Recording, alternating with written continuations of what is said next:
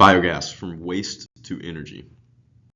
So what is biogas? Biogas is an eco-friendly energy source and is primarily composed of methane and carbon dioxide. These gases can be used for fuel for electricity generation and heat.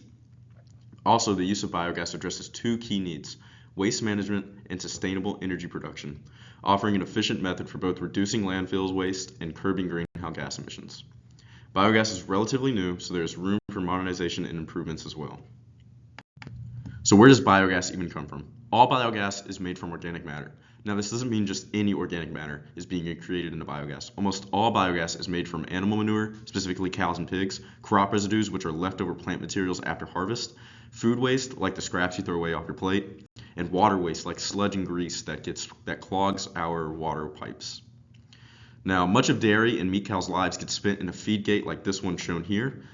And according to a study done by Penn State, cows can excrete a total of 100 or more pounds every day. Now, it makes you wonder where all this poop is going. Well, farmers will shovel up the poop and dump it into a manure pit. For most poop, a manure pit is its last destination, and it decomposes and releases methane into the atmosphere. So this is what it looks like right here. It's like a poop lake. Not cool.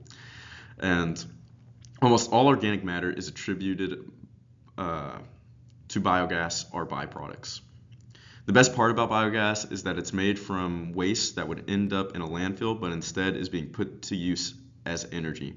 So instead of just ending up in a poo lake like this, that poo can go and actually be energy, and it's great. The production process of biogas. It has a few steps, and they begin after waste is obtained. Then anaerobic digestion can take place. It is a multi-stage biological process in which microorganisms break down waste in an oxygen-free environment. This waste could decompose and break down on its own. Only now, through anaerobic digestion, can the gases be released by the waste be harnessed and used as energy. So the first stage of anaerobic digestion is hydrolysis. In this stage, enzymes will break down organic molecules like proteins and lipids into sugars and amino acids. The second stage is acidogenesis. Acidogenic bacteria will convert the sugars and amino acids into hydrogen, carbon dioxide, and ammonia. The third stage is acetogenesis, in which acetogenic bacteria will convert organic acids into acidic acids, carbon dioxide, and hydrogen.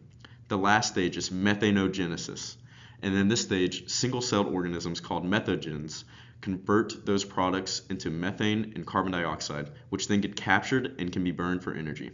At the end of anaerobic digestion, there is also a solid and liquid leftovers that consist of microbes and dead bacteria, as well as materials that the bacteria cannot break down.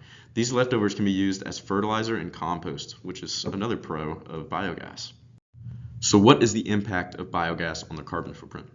So yes, biogas does release carbon dioxide, but you must remember where the carbon dioxide is coming from. The carbon dioxide is coming from the plants that already took it in from photosynthesis, and now all biogas is doing is re-releasing it.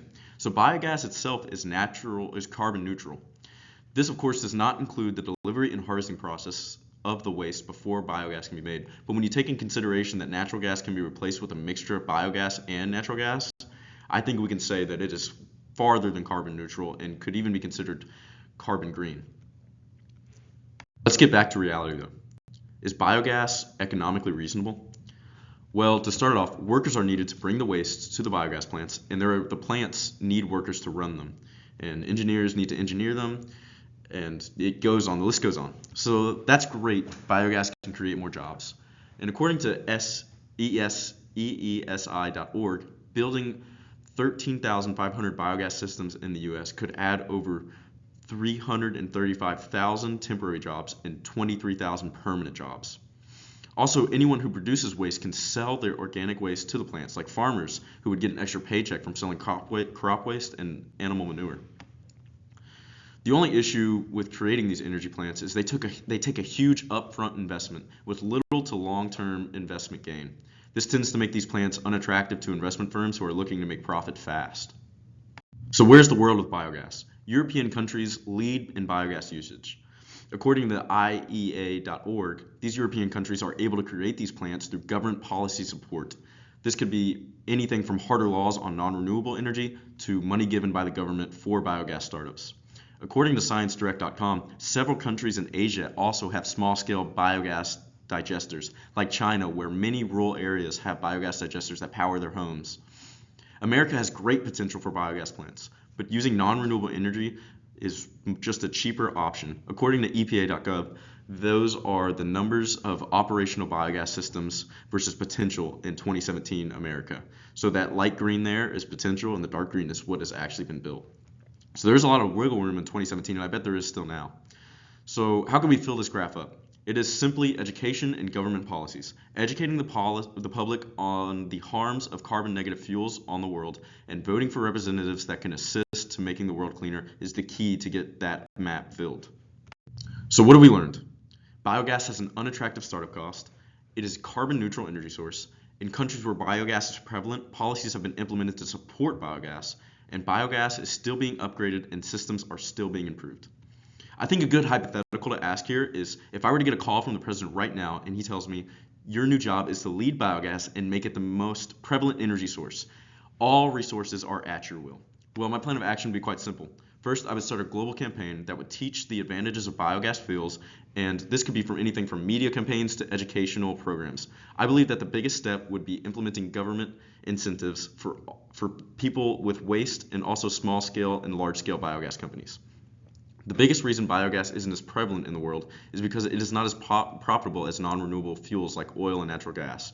With government policy changes like requiring renewable energy sources to be mixed with the power grid and giving investors a reason to put their foot in the biogas market, I know that these are the crucial steps to implementing biogas as a common source of energy. And here's my works cited and more works cited.